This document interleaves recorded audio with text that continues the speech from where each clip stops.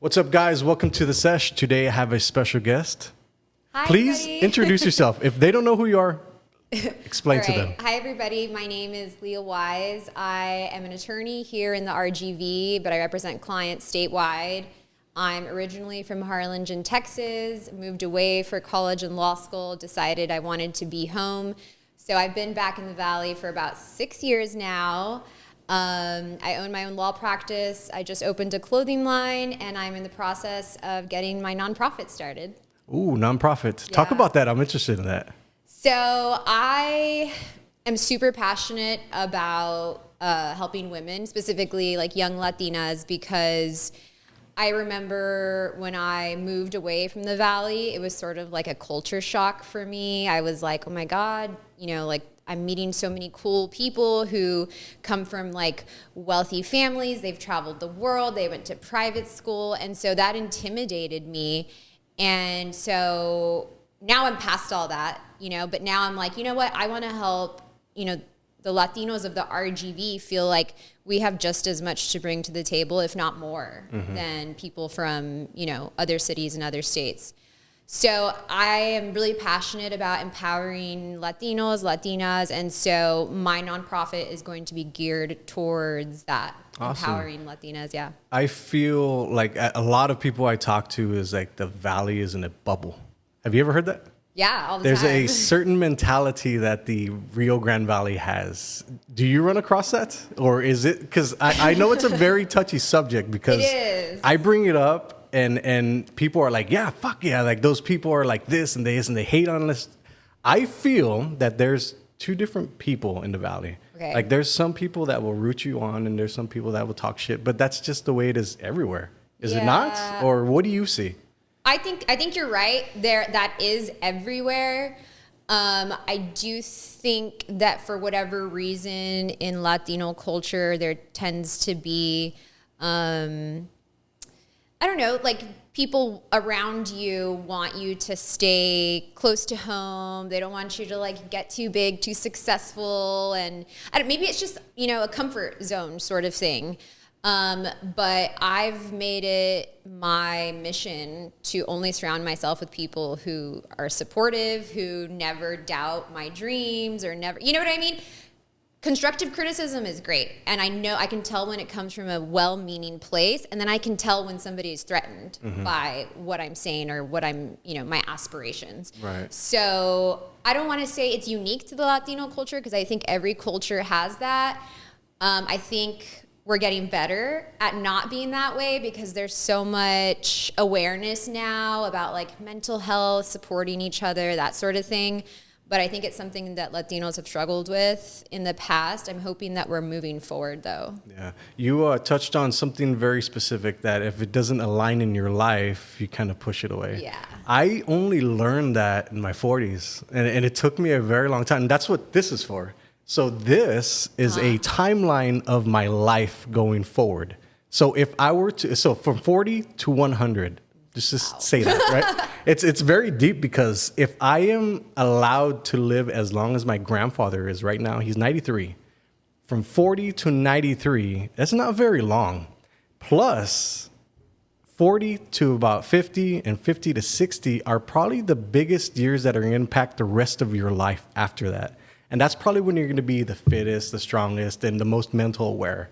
Okay. Do you understand what I'm trying to say? Like, you have that allotted time to do what you're going to do. Between 40 and 60? Well, for you, now it's the 30s into Right. 60. I feel like for people that are going to do something and are purpose-driven, like that time frame is ticking away fast. It is. What do you feel about that? It's so weird because I remember being young, like, my early 20s and always wishing I was older and like always wanting people to think I was older.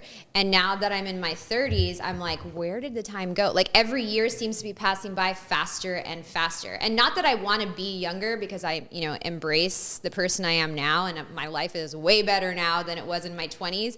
But I've noticed that time is going by so much faster. And I feel like maybe as you get older, it's just faster, faster, faster, faster. It really does. Like the older you get, the faster it goes. It's kind of scary because It is. Like, how are we already in May? Exactly. I don't get that. Like, New Year's Eve was yesterday. That's what it feels like to me. Yeah, no, you're right, So because weird. We're already halfway through 2023. yeah, I remember filming the documentary, The Collapse, and I was just telling Rob's like, dude, in a year, we're gonna look back at this, and we're gonna be on our next project, and we're already past the next project. Yeah. Like I tell him all the time, like, dude, like time passes by so fast. Like I'm in a hurry to get things done. What do you feel like? I feel like a lot of younger people aren't in such a hurry. Is that something you see? I think it varies. I for sure was in a hurry, and that's one of my biggest regrets is that I was like I didn't enjoy the ride, right? I was always like the process. Next thing.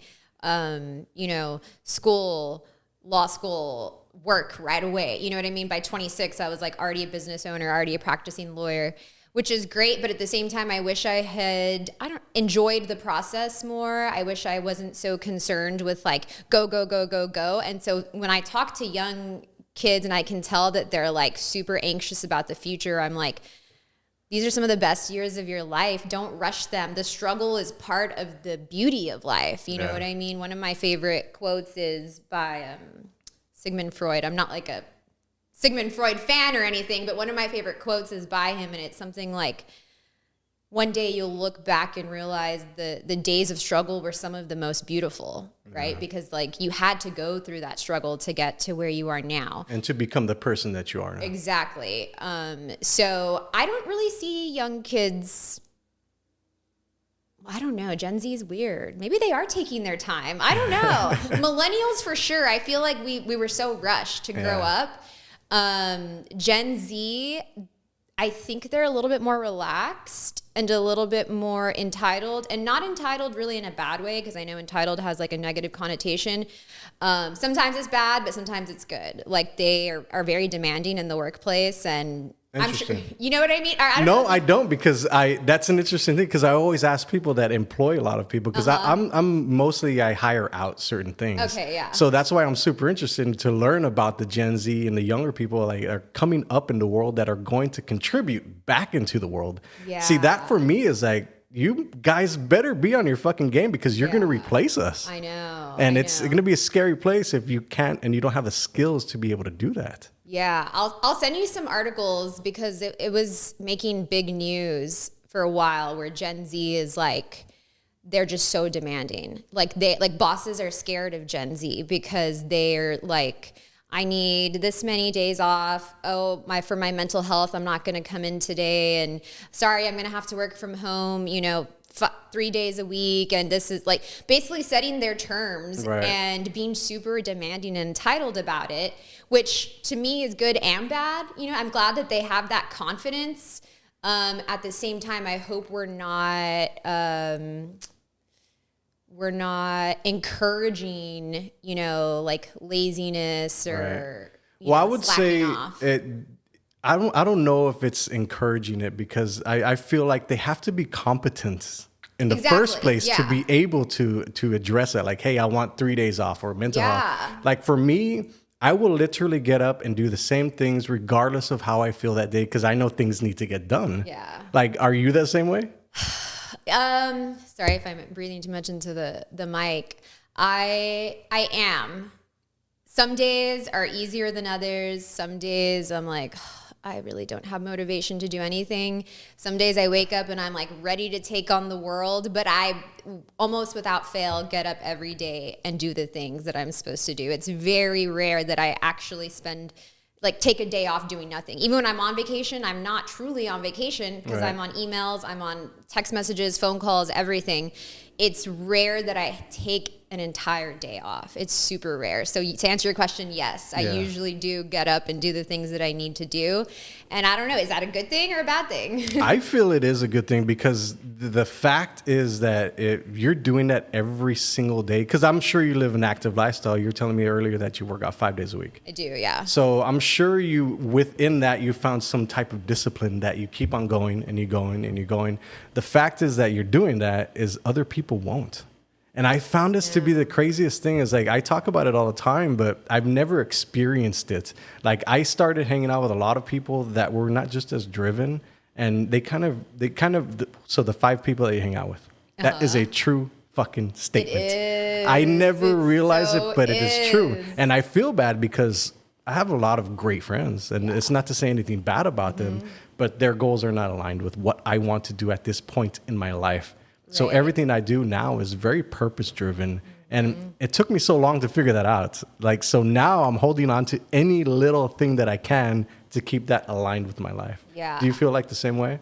Yeah, I love that you touched on that because as I've gotten older, I've realized how true that is. Like, you are a culmination of the 5 people you spend the most time with. And if you're spending time with people who are not goal-oriented, people who are not motivated to move forward in life, you're going to sort of, not that those are bad people, right? Like, they can be great people. They're just more content.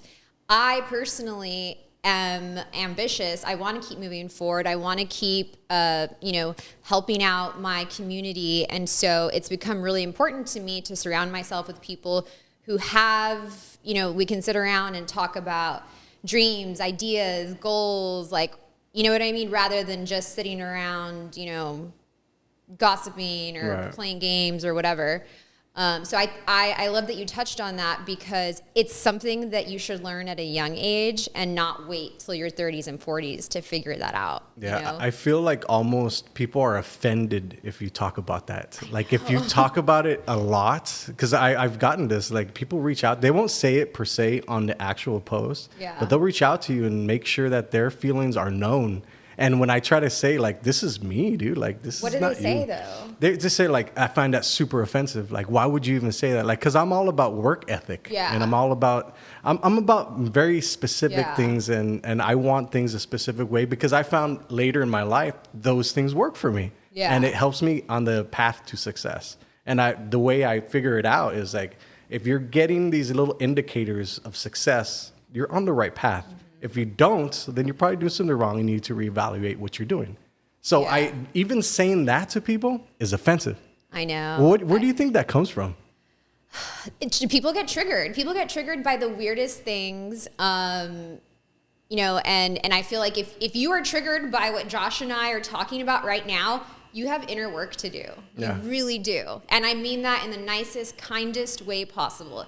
If you are triggered by Josh and I saying that we're only going to surround ourselves with the best people, and for whatever reason that offends you, you probably have some work to do inside of you, because if I hear somebody say that they're only going to hang around with the best people, that doesn't affect me at all. Right. Because, I mean, why does that person's preferences affect me? You know what I mean? I feel like the more offended you get about other people's lifestyle and preferences, the more that is you need to do, like, work within yourself. Because I've gotten to a point in my life where there's very few things that can offend me. Yeah. Like there's very few things that bother me. And I didn't always used to be that way. I get horrible, mean comments, and it's like public. You can see why are you in this profession? All you do is take photos. All you do is travel, and you wear slutty things, and you're trying to lure in men. You're not a good role model, and like none of it bothers me because am I successful? Yes. Did I build a business from almost nothing to 7-figure revenue? Yes. Do I have amazing people in my life? Yes. Do I like myself? Yes. So it doesn't matter what anybody else thinks or says about me. If you take the time to comment mean things on people's social media, that says so much more about you than it does about that person. Yeah, you're absolutely right. Yeah, and I feel like it's a very interesting thing because the amount of work I had to do on myself over like the past year and a half, it takes a lot of fucking work. Like literally every single day, you cannot take a day off. And I feel like for me to go backwards and think about what somebody said or have them, whatever they said affect me, it would be pointless because it's not the overall goal of what I want in this life. So I feel like, who cares? At the end of the day, but as much as I do care, I don't care. It's a very fine line. Yeah, it is. Like, because I would love to say a lot of things that I wish I could say, especially on the podcast. Like, there's certain things that I just don't touch on because... You should. Well, the thing is... It's your podcast. Well, yes, but I understand, like, the people I work with. So, for me, I am an extension of the people I work for. Mm-hmm. So, I get it, like, if I say certain things that might trigger people or offend people... that also is like, hey, you hired that guy, you work with that guy. I've lost jobs to people just by association with people. And it's the strangest thing in the world, not because of the capabilities of what I can do, just because I'm associated with that. Right. It's the most mind-boggling thing to me. It is, and I don't know for a fact, but if I had to guess, I've probably lost potential clients because, because of what I post or how I feel, or I'm too, feminist or whatever.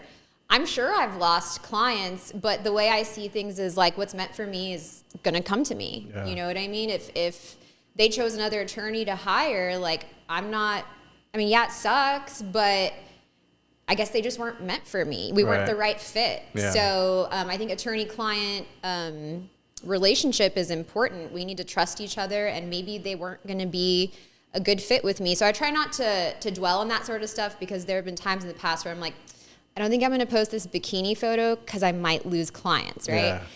And now I'm past that, and I'm like, I'm going to post whatever I want, and the people that jive with me are going to call me, and they, relate to me, and they like me, and they trust me.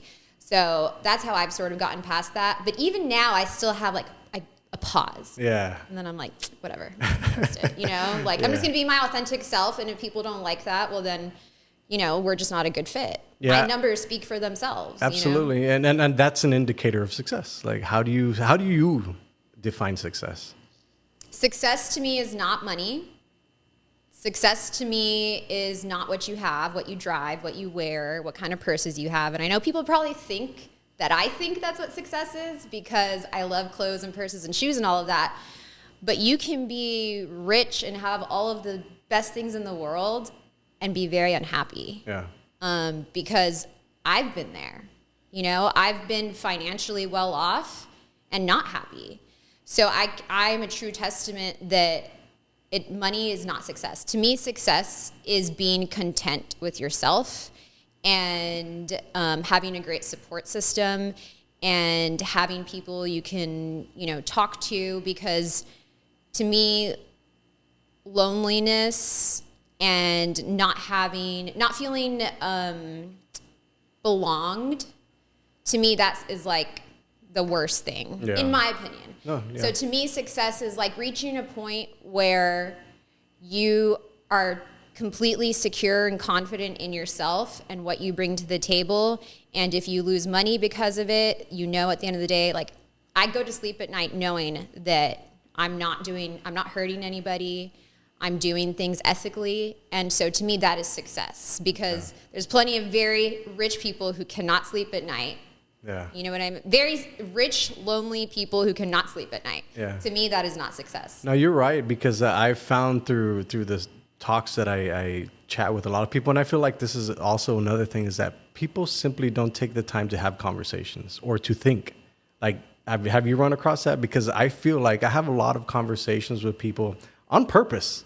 Like, this is intentional. Like, I want to know you. I want to get to know you because I see you're an influence in the community, and I want to attach myself to you somehow. Mm-hmm. So I feel like these people that I'm bringing into my life is a conscious choice. Mm-hmm. Like, touch on that, because I think it's very important that you can, and I feel like all foo-foo and stuff sometimes when I'm talking about, like, you putting this stuff out into the world, and you can literally write your life.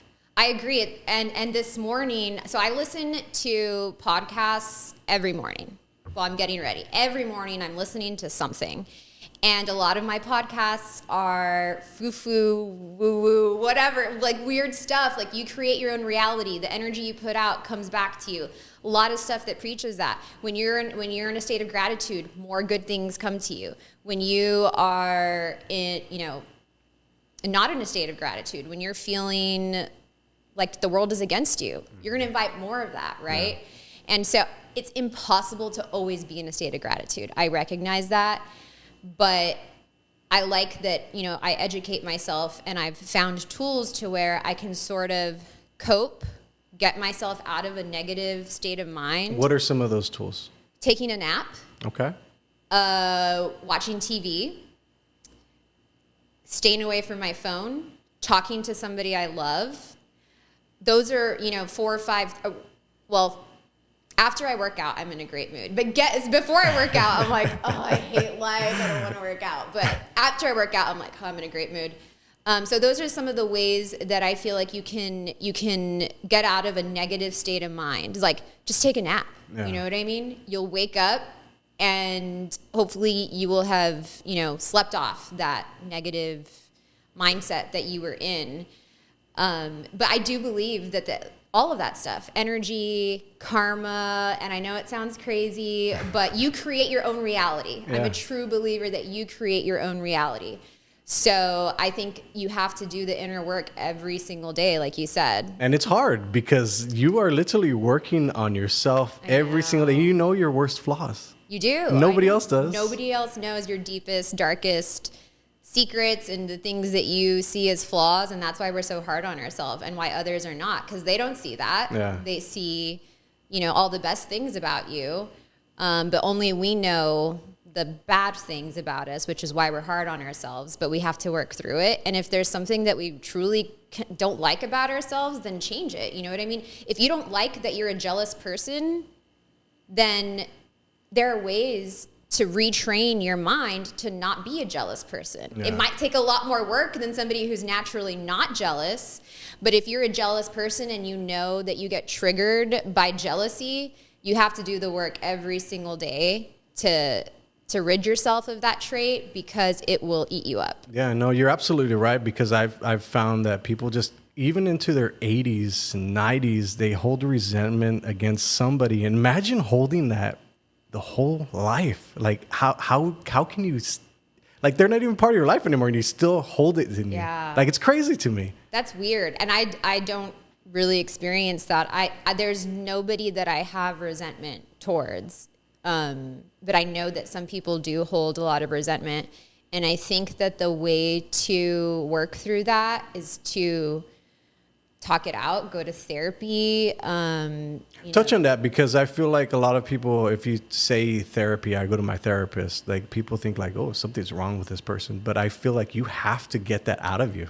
Yeah. And it's funny because I when I was listening to your former podcast, you and, is it Robert? Robert talked about that because he went through something extremely traumatic. Mm-hmm. Imagine if he kept that in. Yeah. Right? The more you keep things in, the worse they get. You have to give it to the world.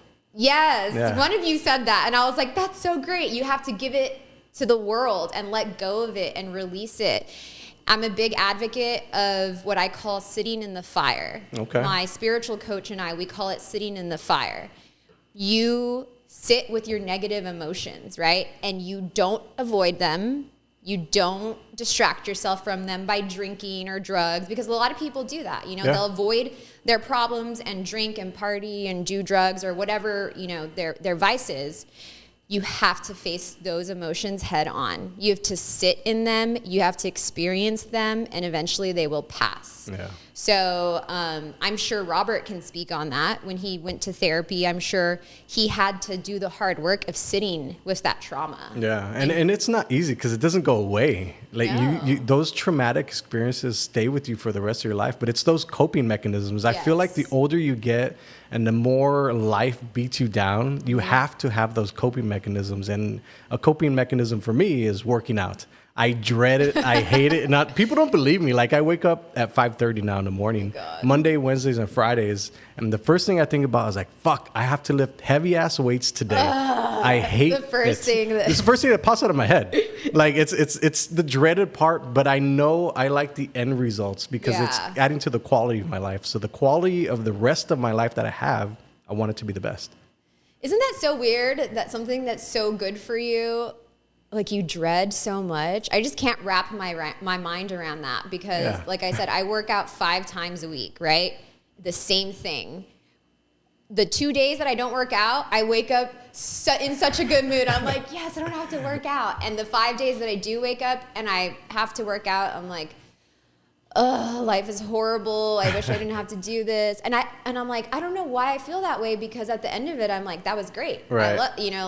I have all these endorphins. I feel healthy. I feel strong. But some people, look forward to working out, others don't. But I think what is undeniable is that working out really does have a lot of health benefits, mental and physical. Yeah, it really does, because now I'm super meticulous about the things that I eat and all that stuff. So I'm trying to figure out like the things that have worked in my life that have helped me get success, I want to do more of. So I figured out like a frame of work of how I do things. So now I'm just applying that to everything. And it seems to be working because obviously it's working. Yeah. I know it's working. Yeah. But it's an interesting thing. And I want to touch on another aspect of skills. Okay. So I feel like a lot of people in the workplace now are feeling misplaced or can be replaced. And you were talking about that earlier, is how employees probably have the upper hand now when they work for somebody. So they can make the rules, and it's kind of taken the hierarchy away from the boss. And I talk to a lot of business owners, and they're like, no, dude, I am the boss. So there's a headbutting there. But I feel like the way you cannot get replaced is by skills. Yeah. And I call it skill stacking. You get relevant skills, and they turn into this beast of a skill set that you become unfireable. Can you kind of touch on that? Yeah, so being an employer is hard. It really is. It's one of the hardest things about my life, because you have different personalities, people with, different preferences, and, everybody has bad days, everybody has problems at home, and that can affect your work product and your bottom line, And so there's a careful balance. And I think you have to treat your employees well. You do. If you treat your employees well, they're going to want to do good things for you.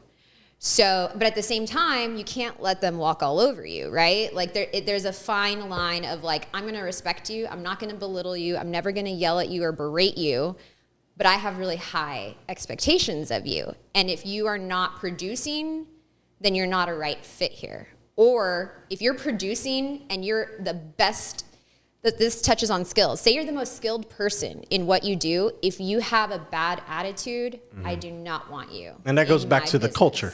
Yes. So kind of talk of the culture that you have at your place. Oh my gosh. So I'm actually conducting interviews, and I always say the most important thing is positive attitude, because there's no room for negativity in the workspace, at least my workspace, right? I work in a law firm of all women. It's all girls.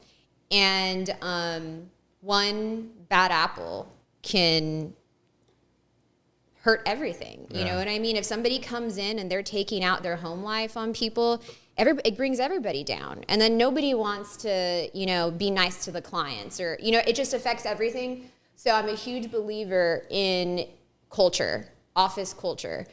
And how do you build that? Because I feel like people talk about culture, and you hear like with these huge companies like Facebook, Apple, and all that stuff, but now they're starting to like get rid of all these employees. What is it? How does culture work? Like how do you implement that? So I don't think I'm a large enough company to be able to speak a lot on how to implement office culture. I have, let's see, 1, 2, 3, 4, about 5 employees, 6, including myself. And then I outsource something like marketing things, and they're there a lot. So we're a small business, right? But I go a lot on like vibes. Like, what vibe do I get from you? You know, like, did you come in here with a smile? Did you, come in here and immediately start talking badly about your past employer? That's a huge red flag. If you came in here and you were like, yeah, my old boss, like, or my old colleagues, and, just saying bad things, like, you're going to talk bad about, you're a gossiper. And right. I don't like that. To me, in your interview, that's the most important time. And you have to like really make sure that the potential candidate is a positive person, that they're not talking badly about others, because once they start spreading that negativity and gossiping behind people's backs, and then it just fosters a really bad work environment. And the best thing to do for any employers who are in that situation is you have to get rid of them. And it's hard. Fast. Hire, not hire fast, but hire, and if it doesn't work out, fire fast. Yeah. So I have a 3-month probationary period once I hire somebody. And at the end of the 3 months, it's sort of like a trial run, not just for me, but for them. Right. You know what I mean? Maybe they hate working in a law office. Maybe they're meant to be somewhere else. And that at the end of those 3 months, you know, we reassess how things went. I'm watching them very closely to see how they contributed to the office culture. And, you know, if I have to let go of them, then that's the time that I'm going to do it in those first 3 months. Yeah. Interesting. Okay. I want to talk about your marketing because I feel like a lot of people, so 10 to 12 million businesses are going to fail this year. They have every single year. It's sad. That's super sad. What are some of the things that they could do to stay afloat? Like as far as when it comes to marketing? Connect with your audience. Don't sell. And I say this all the time. If you're selling, that is such a turnoff. Like, what I unfollow accounts that sell me too much. You know what I mean? Like, make me laugh, give me some useful information, show the personal side. If it's a, you know, a brand, like a person is the face, I want to see like the personal side of you. You know what I mean? I want to see what kind of person you are, and then I'm going to be really invested in you and your business. If everything you're posting, well, let's talk about social media. If everything you're posting is just hire me, call me, this is what we sell, this is why, I'm like, I'm going to unfollow that person. And I feel like most people have gotten to that point this day and age, where they just keep, if they see an ad, they don't even stop. They just keep scrolling, right? So my best advice to people who are getting their marketing plan together, like a social media marketing plan together, is bring value to your audience, connect with them, make them laugh every once in a while, show them that, you know, you're not, you know, your whole life isn't about your business. Show them your personal life, and people will connect with you and they'll want to hire you or buy your product.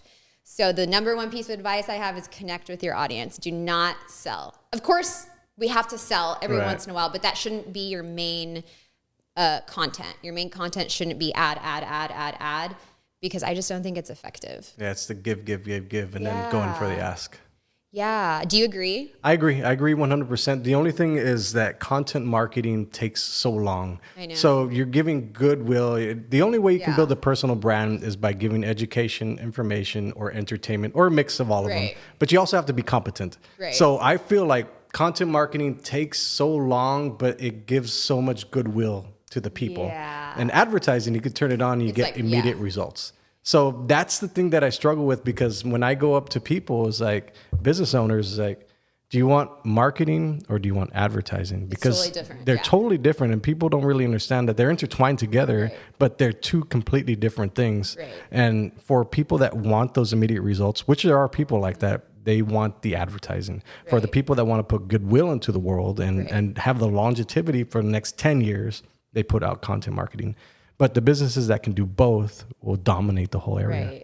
That's a great point, because I focus a lot on branding, which isn't so much immediate results. And if I'm being completely honest, my law firm didn't see like real financial success until about 3 years into the business. That's a long time. Well, that's relatively short, actually, because some people do it for like 5-6 years and they finally pop off and they're like, dude, you didn't even see it. I was doing this shit for like 6 years ago. I think people assume that I was an overnight success. And I'm like, if you could only see like my first 3 years, like my car would break down on me. I lived in an apartment that had almost no windows. It was so depressing. I was, picking up court appointments at the courthouse. I was, barely making ends meet. But people see the Leah now, the Leah who travels and has, nice things. And I'm like, you have to be patient. You know what I mean? I wish I knew how to get immediate results. But in my line of work, how many lawyers do you see on the expressway? And on TV? And on Facebook and Instagram? I don't know how. The competition is just so like, it's too much. So I was like, you know what? I'm going to work on branding myself, setting myself apart from, all the lawyers who are just selling. And it ended up paying off for me. but it took about 3 years. Yeah, it takes a while, and I don't think people really understand that because they just want the immediate. They see you, and they assume that the success already happened. So they're like, "I want that," and they'll hire the exact same company that you hired, and it doesn't work that way. And expect the results immediately. Yeah. It just doesn't work like that. What are some of the things that you've seen, like the struggles that you've seen with social media? From a business perspective or from a personal? Both. Like, because you are attached to your business. Right. So what do you see, like, what's been the biggest hurdle? As far as social media, I would say setting yourself apart from everybody else who's trying to get the same clients on social media. Everybody is trying to get the same, all the lawyers are trying to get the same clients, right? And so if you really want to set yourself apart, you really have to get creative on social media. And not everybody has that creative mind to set themselves apart on social media. And they're just, posting the same ad over and over again, hoping that it works. So I would say my big hurdle is setting myself apart and also having the guts to do it. Because it takes, you really make yourself vulnerable. Yeah, you're putting yourself out there. You're putting yourself out there for everybody to pick apart and criticize and say, what are her qualifications? She looks dumb. She's just, all she cares is about is, money, whatever. There's so many different things that people have said about me, and it used to hurt my feelings a lot. And I used to get really sad about it and down about it, and I would reflect on it, and it would make me not want to keep putting myself out there. And I was like, well, maybe I should just apply for a job where I don't have to do any of this social media marketing or TV marketing. And at the end of the day, I was like, do these people pay my bills? Yeah. No. Do these people have anything to do with my personal life? No. Why do I care what they think? You know what I mean? If anything, these horrible comments that they're leaving is actually doing triggering good. The engagement. Triggering the engagement, exactly. And then all of a sudden, a lot of people are commenting, and then bad press is good press. You know what I mean? The eyes are there on you. Yeah. So I can understand why people are like, I'm just so nervous to start advertising on social media. In any line of work, I can see. Well, the reason why is because a lot of business owners don't know when their next client is going to come in. So that's the scariest thing, is because I'm going to give this marketing or advertising agency this amount of money. How do I guarantee it? Well, the thing is that the processes of it, and also if you have undeniable evidence that you have achieved for past clients, it's kind of like a roadmap. Like, this is what you need to do to be able to get this outcome. So I feel like a lot of people are maybe too young in the industry to be able to guarantee those type of things. But it's a scary thing for a business owner, because they're like, I'm making all this money and I need to feed this. Mm-hmm. How do I feed that with getting a guarantee? And it's a scary thing for people. For marketing and agency, for advertising. Yeah. I feel like you spend obviously a lot of money on that part. Right. So can you kind of touch on that? Because I feel like you're investing money to be able to get the goodwill out, and eventually people will become clients. Yeah. Is that how you see it, or? So when I am thinking about hiring or spending money, investing in advertising or branding, I think it's important to track your metrics, right? Anytime somebody calls my office, my staff has to ask them, how did you hear of us? Billboard, TV, social media, friend, referred by a former client. They have to ask that question, because I need to know where my money is being spent best. Yeah. And for a while, I was advertising on Univision, right? After a year or 6 months, I realized nothing is coming from Univision. It was, I think we broke even, right? The amount that I spent on that and the clients that it brought in, it kind of broke even. I realized that putting my money in billboards and social media is where I get the majority of my clients. So that's where I'm going to invest in. Right. And I'm going to hire a marketing agency who, probably has clients who have succeeded. I'm going to look at their their clients and see, okay, are their clients doing well? Okay, yes. Do I like them, right? Like I have to get along with them. If I'm not getting along with them, we're not going to work well together. It goes back to the culture. Yeah, it goes back to the culture. It goes back to the vibes, the energy. You know what I mean? And I've actually given a shot to a marketing agency who had like 1 or 2 clients. And I was just like, I really like y'all's energy. I like it. Y'all are creative. Y'all are funny. I'm going to give you all a shot. And we worked out really well together. And I ended up moving in-house for marketing. But, you know, it was just like the energy. Yeah. You know, I just really liked their energy. That's an interesting topic because I feel like for me, I had to work on myself professionally in a very demanding way because people they'll look at you first and they'll figure out if they want to do business with you. Yeah. Then they'll see if you're competent or not. Right. So you can get in the door just by the way you look. And I really hated that, but it is the truth. Why did you hate it? Because I felt like I was more competent than a lot of people, but that was my ego.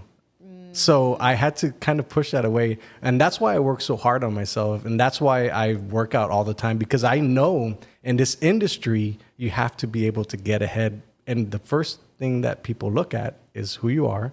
And as soon as you walk in, they're already judging you. Right. That's how it is. That's simply how it is. Yeah. So can you kind of touch on that? On like first impressions? First impressions, because I feel like a lot of people will see somebody and like that guy's competent or that girl's competent just based off of the way they look and the way they dress.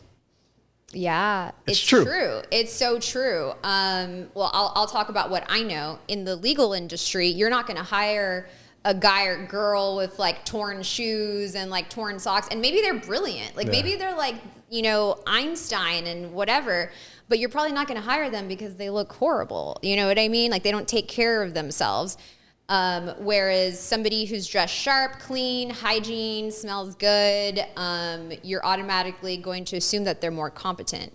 I don't know why we're humans. That's why. Humans, and it's the strangest thing because there's plenty of doctors and lawyers and marketing agencies who probably don't know how to dress and don't know how to take care of themselves, but they're brilliant, right? Yeah. And then there's people who know how to dress and they're not brilliant.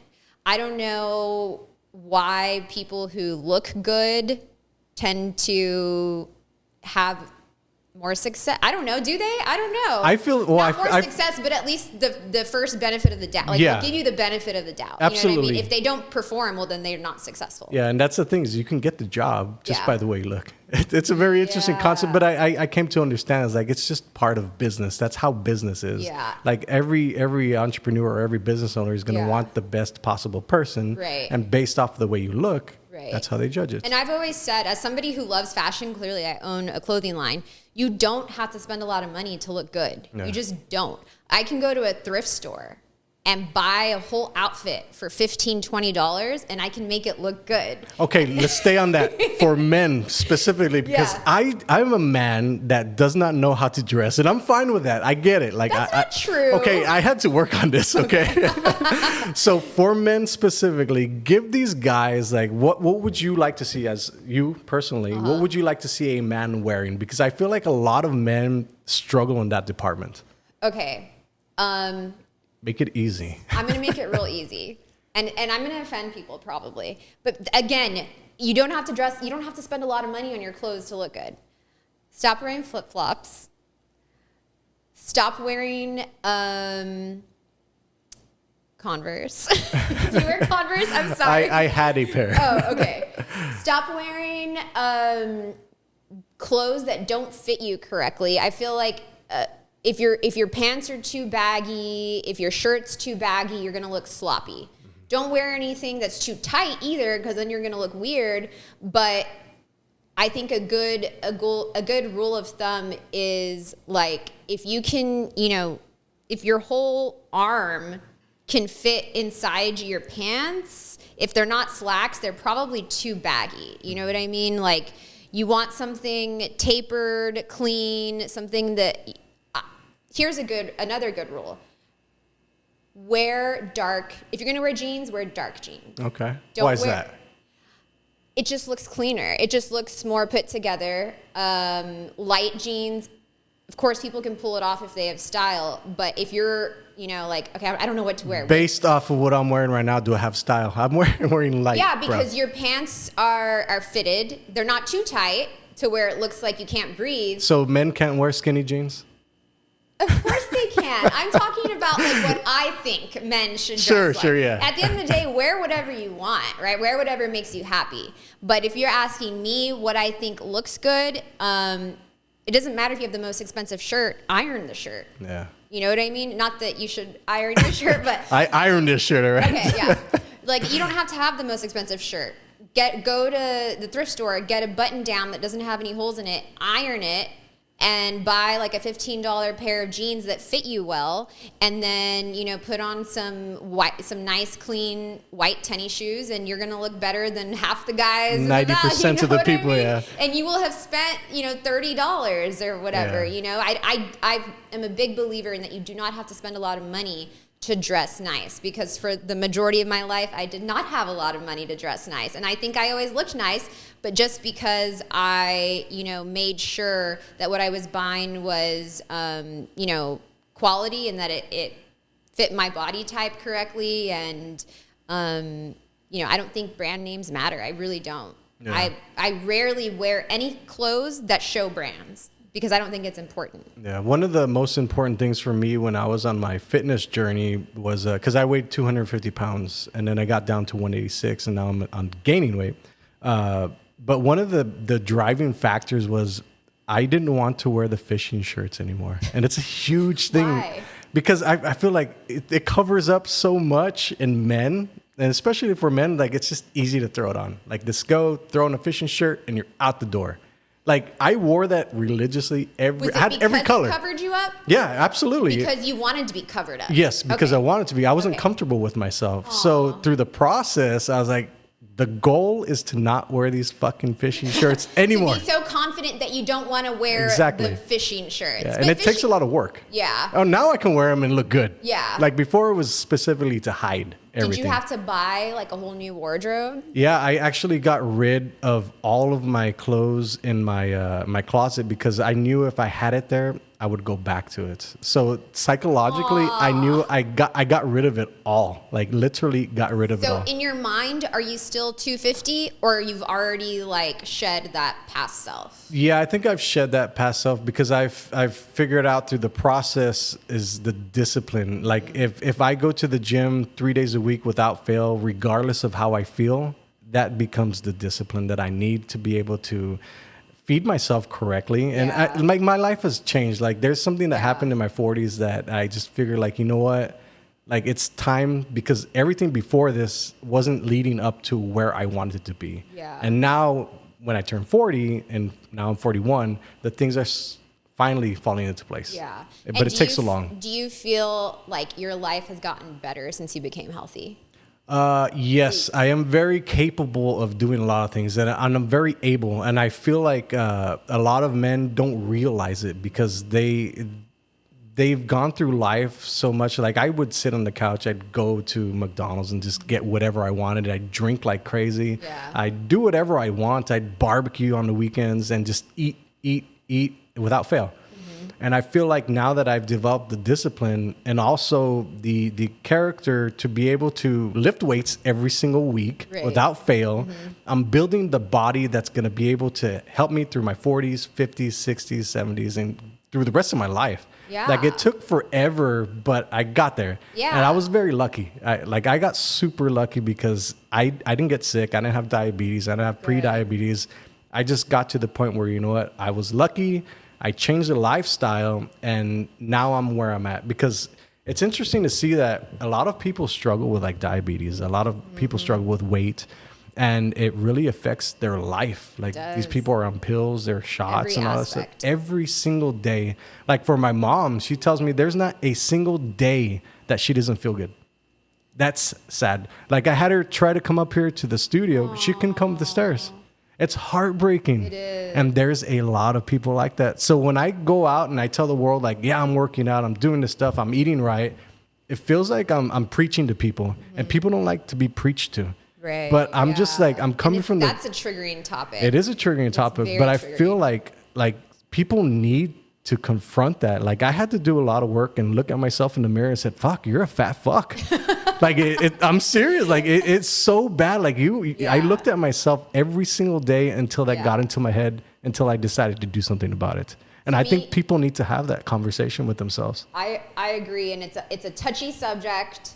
And, people tend to take it the wrong way. But to me, it's really not so much about physical appearance and more about being able to have a quality life. You know what I mean? Being able to walk up some stairs, being able to go on vacation with your family and in Disney World, hiking, whatever, all of those things. To me, the quality of life aspect is so much more important than the physical aspect. And when people ask me, like, how do you work out 5 times a week, even though you hate it? I trick myself. I say, you know what?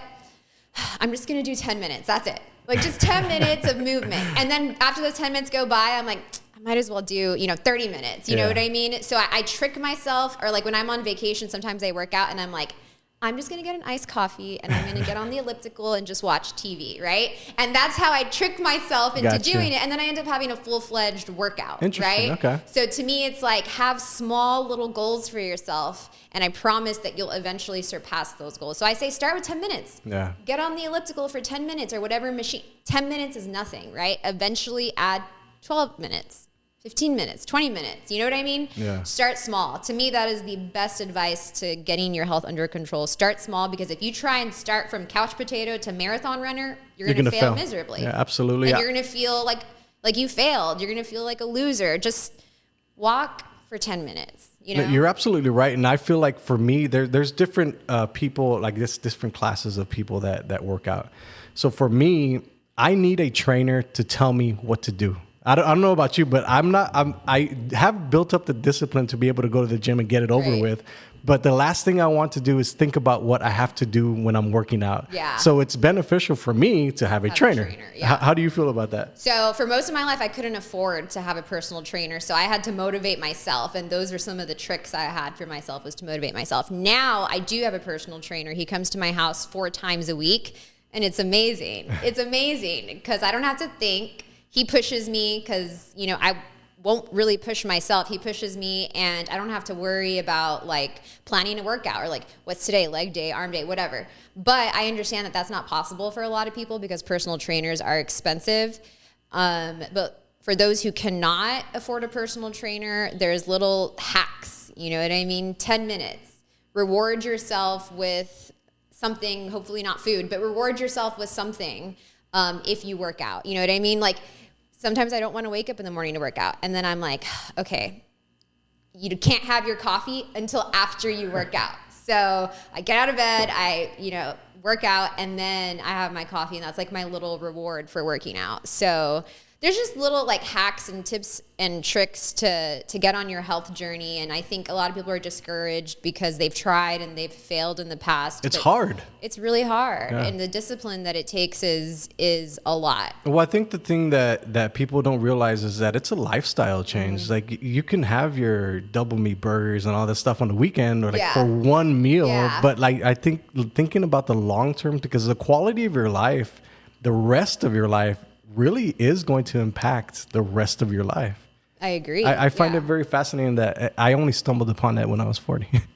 Yeah, and that's amazing that you did, though. It's never too late. Yeah. Some people are like, well, I'm already in my 50s. Like, I might as well just, ride it out being unhealthy. And it's like, no, you can. It gets worse, exponentially worse. You can turn your life around, at any age. Physically and mentally, right? A lot of people say like, oh, I'm too old to change. You know what I mean? I don't agree with that. Yeah. I'll never agree with that. Oh, they can't change. They're too old. I don't agree with that because I feel like if you do the work and you have the willpower to change yourself physically and mentally, you can. How do you find that willpower? I listen to a lot of, like I said, every morning I listen to podcasts. And I used to buy a lot into hustle culture and like, I'll sleep when I'm dead and blah, blah, blah. And, work and never rest, no vacation. And I realized that was really toxic for me. And if that works for other people, great. I love that for you. For me, I prefer more of like a spiritual, like, perspective, you know what I mean? Like a full life. Like don't be so hard on yourself. If you make a mistake, like learn from it. Don't dwell on it. If you miss your workout today, okay, make it up tomorrow. Don't dwell on it and be like, I give up. I'm just not going to work out ever again. You know what I mean? It's easy to give up. It's easy to give up. And I think that being kinder to yourself is more productive than overworking yourself. It's the weirdest thing because it doesn't really make sense. It's counterintuitive, but the nicer I am to myself, the better my life gets. The harder I am on myself, the harder my life gets. And it doesn't really make any sense because you would think the harder you are on yourself, the better your life gets. But for me, at least, that hasn't been the case. Yeah. When I am like, okay, Leah, calm down. Things are going great. It's not the end of the world. Do something fun. Do something that you like. And then I'm like, and then good things start happening to me. Well, how did you find that? Because that's emotional intelligence. Like it takes a long time to figure that out. How did you get that? So during the pandemic is when I became very spiritual. My mom has always been a very spiritual person. She's very... You talk about spirituality. Is that different than religion? It is. And a lot of people make fun of people who say they're spiritual. There's a lot of memes about people who say they're spiritual. I personally am not religious in the sense that I don't go to church. I don't adhere to one single religion. I respect and love all religions. And if going to church is your thing, that's awesome. For me, I am more like all of these religions are pretty much preaching the same thing, right? Like love each other, be kind to each other, take care of each other, don't hurt people. And so I'm more of like, if I had to choose a religion, it would probably be Buddhism or Taoism because it's very like, it resonates with me, right? So if you want to choose a religion, choose one where the message resonates with you. So during the pandemic, my mom is a very like new age, like yoga, meditation, earthing. Like earthing is like making sure your feet touch the actual ground to get like the earth's vibrations and all of that. And so during the pandemic, I started getting into all of that with her. And ever since then, it's just... Had she always been like that? Pretty much, yes. She's always been like into yoga and meditation. But I would say after she retired is when she really got more into it. And it sort of rubbed off on me. And then I have some really good friends who are also into that stuff. So I really like hanging out with them, talking to them. And so a few of the thought leaders, in case anybody is wondering, are Wayne Dyer, Abraham Hicks, Eckhart Tolle, Jerry and Esther Hicks. So it's all weird woo-woo stuff, but if you look into them, it's great. Those are the people that I listen to every morning. Deepak Chopra, I'm not sure if I'm saying his name correctly, but all of these like spiritual thought leaders are, the people that resonate with me. And so I escaped hustle culture where I was really hard on myself. And I've now found, I don't know what to call it. Spirituality, emotional intelligence. I think it's a little bit of mix of both. I feel like also like a lot of people, before we finish off the podcast, a lot of people will listen to these podcasts and get all this motivation and stuff. And then like for me, for example, it took 3 years of listening to Les Brown on my couch. I love Les Brown. He's the best. I love Les Brown. I got to meet him once. It's so awesome. I love used to that guy. listen to him while I would work out. Yeah, he's one of the coolest guys I've ever met. But it Is took... he alive still? Yeah. Yeah. Wow, I'd love to meet him. I listened to his stuff for 3 years sitting on the couch, and I finally realized like, fuck, I got to get up and actually do that. Yeah. So I think the implementation of the actual stuff that you're listening to is the most important part, because you'll sit on the couch for 3 years and figure out, fuck, like I actually have to do something. Yeah. Touch on that, because I find that super fascinating. Is like, you can get all the motivation you want.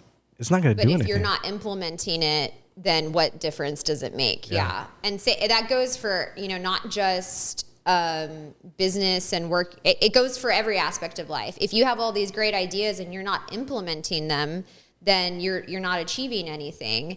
and implementing them is the hardest part, right? Because that's the part that takes action and discipline. And so when I'm trying to implement something new in my life, it takes a lot of bargaining with myself, right? Like I said earlier, and this is just what works for me. I have to sort of trick myself to want to implement things, right? So I will, trick myself by saying, okay, the example that I used earlier, I'll go get an iced coffee and I'll just get on the elliptical just for a little bit. And then it ends up turning into like a 45-minute workout, right? Yeah. Or I need to start waking up early and being at the office by 8 a.m., right? Well, you can work in some sort of, reward, for doing that. Maybe you, take a 15-minute walk during your break, and that's like your little reward. Like, I think you have to find something that's going to get you excited about it. Because if you just try to implement it without some sort of like reward for yourself, it's really hard to get the motivation to do it. So I would say find some tips and tricks, whatever it takes to psych yourself out to do it. I think that's going to help. And also surrounding yourself with people who do it. Yeah. Surrounding yourself with people who take action. Massive action. Massive action is going to get you to also take massive action. Having the right influences in your life is to me the best thing that you can do for yourself, because a lot of my friends, they are entrepreneurs, business owners, they make it happen, and I love to be around them because it motivates me to make it happen, and it actually forces me to take action. So hacking your own brain is one thing, and then surrounding yourself with the right people. You're finding your tribe, and that, I know that can sound intimidating, but your tribe is out there, and there's a lot of people who want to see your success. I feel like the number one superpower is speed, and I feel it's speed. Yes, because the speed at which a thought becomes something actionable or real, that's a real superpower. Like, right. How do you get your idea to become something tangible? Right. The speed at which it happens matters. Yeah. Like, what you're going to have an idea for the next 2 years. Mm-hmm. What are you going to do with it? So you know who also has that superpower? Who? God. in a spiritual sense, the being of everything, he can instantly think of something and it becomes. Right. So I feel that every single person has that exact same thing. They just need to figure out how do you get here and implement and then make this become real. You ever thought about that? No, I haven't. I'm glad that you're bringing this perspective, because speed is like, do you think people should work fast? Like, you think if you have a thought, No. So with business specifically, how do you implement the things? How do you figure out if that one thing is going to end up giving you a return on investment? Let's just say, right? Or an idea that you have. For example, it's Parkinson's law. Have you ever heard of that? Mm-mm. Parkinson's law is the exact same thing that happened with Conquista. Conquista lives a very interesting life. I went to a Navajo teepee for 10 hours. Me and him were on our knees for 10 excruciating hours with the Navajo tribe, and it was a peyote ceremony. In a circle, so cool. You're not allowed to leave. This is a ceremony. I asked the dude next to me, Indian from Canada. I was like, how do you excuse yourself from this? He's like, do you mean to go to the restroom or to leave? I was like, no, to go to the restroom, man. I need to use the restroom. I wanted to leave. I was tired, and we're literally on our knees. But these things happen with Conquista all the time. He lives a very exciting life. He lives a very fast life. Okay. So I was like, this documentary could have kept going and going and going. And I was like, no, dude, we need to figure out a date when this is going to be done, because Parkinson's law says that the amount of work will expand depending on the time frame. So if you say it's going to take 2 years, it's going to take 2 years. Mm-hmm. If you say it's going to take 2 weeks, it's going to take 2 weeks. Mm-hmm. So you have to put an end to the goal. So I did that specifically with this. Yes, I agree. So I agree. Something like that, I feel like a lot of people make these goals, but they don't have an end date. So they're just spinning their wheels like, okay, well, what's next? Mm-hmm. What's next? What's next? Okay, now I'm understanding. Yeah.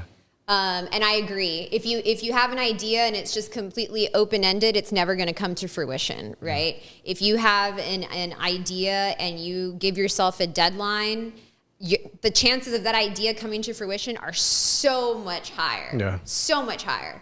And maybe it won't come to fruition at all, but the fact that you're putting a deadline on it, to me, the chances rise exponentially. So I that's a great point that you bring up, because you can have so many open-ended ideas and nothing's ever going to happen. Whereas if you put a deadline on it, the chances of it happening are as an exponentially entrepreneur, I have shiny object syndrome because I've had success in certain things. So I feel like I can do anything, Yeah. but that's not the case.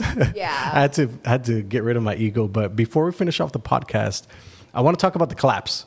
So you we were having a conversation on text. On that topic right now. It's interesting because the idea came when Rob came up to me. He's like, let's do a podcast on the collapse. And it was a very interesting part of my life because I invested so much time in it. I got to know the story so well. I got to know the people better than Rob got to know them because I was interviewing these people. I got to spend time with them. Right. What were your thoughts about the collapse?